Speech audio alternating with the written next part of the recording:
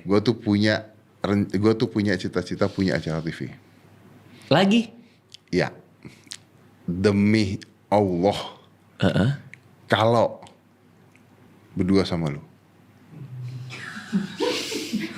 Ya bebannya di gua lu Nggak, ini sumpah. Kalau gue udah demi Allah, masa gue bohong. Iya oke.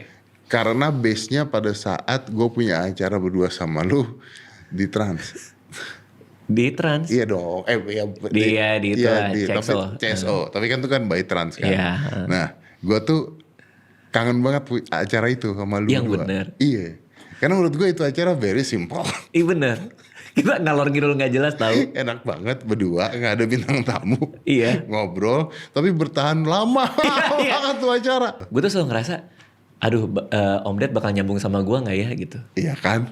Gue juga ngerasa hal yang sama. Jadi kita sama-sama ragu waktu itu awal-awal.